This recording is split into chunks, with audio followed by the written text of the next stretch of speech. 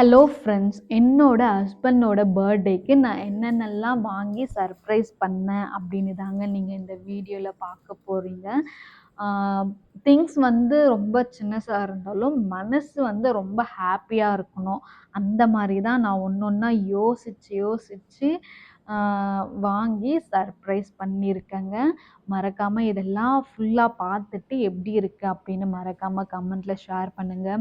ஆ ஒரு சாக்லேட் வாங்கி, அந்த சாக்லேட்டுக்கு நம்மளோட 2 பேரோட லைஃபு அந்த லவ் எப்படி லிங்க் ஆகுதோ, அத வச்சு ஒரு லைன் எழுதி, அத வச்சு தான் நான் வந்து சர்ப்ரைஸ் பண்ணியிருக்கேங்க. ஆம் எத்தனையோ வாட்டி நாங்க கேட்டது எல்லாமே வாங்கி குடுத்து, எங்கள வந்து ஹேப்பியா வச்சிருக்காரு.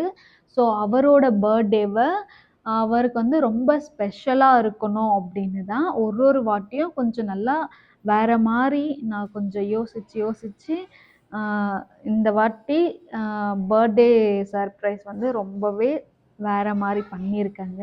இந்த ஃபோட்டோஸ் எல்லாமே நாங்க வந்து ஒரு 2 இயர்ஸ்க்கு முன்னாடி இண்டிபெண்டன்ஸ் டேக்கு வந்து டெல்லிக்கு போயிருந்தோம். அப்ப எடுத்த ஃபோட்டோஸ் தான். ஸோ, இந்த லைட்ட வாங்கி அது கூட வந்து நான் எல்லாமே கிளிக் பண்ணிட்டு, பார்க்க வந்து ரொம்பவே சூப்பரா இருந்துச்சுங்க. ஆ கேக் கட்டிங்க்கு வந்து நாங்க சர்ப்ரைஸ் பண்ணுவோம் தெரியும் அவருக்கு. பட்டு இந்த மாரி அப்படின்னு அவர் எதிர்பார்க்கல. அங்கருந்து கண்ணு மூடிட்டு வர சொல்லிட்டு, டோருக்கு முன்னாடி வெயிட் பண்ணிட்டு, நான் லைட் எல்லாமே ஆஃப் பண்ணிட்டு, அதுக்கப்புறம் வந்து டோர் ஓப்பன் பண்ணேன். ரீவா வந்து கூட்டிட்டு வந்தா. அதுக்கப்புறம் இதெல்லாம் பார்த்த உடனே ரொம்ப ஹேப்பியா ஆயிட்டாரு. அதுக்கப்புறம் வந்து கேக் கட்டிங் ஆரம்பிச்சோம். கேக் கட் பண்ணிட்டு ஃபர்ஸ்ட்டு வந்து ரீவாக்கு ஊட்டுனாரு. அதுக்கப்புறம் எனக்கு. எனக்கு தான் ஃபர்ஸ்ட்டு எடுத்துட்டு வந்தாரு. "இல்ல ஃபர்ஸ்ட்டு ரீவாக்கே ஊட்டுங்க" அப்படின்னு சொன்னேன். அதுக்கப்புறம் எனக்கு ஊட்டுனாரு.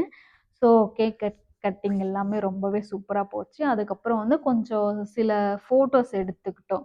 பர்த்டேக்கு ஞாபகமா இந்த ஃபோட்டோஸ் எல்லாமே எடுத்துக்கிட்டோம்.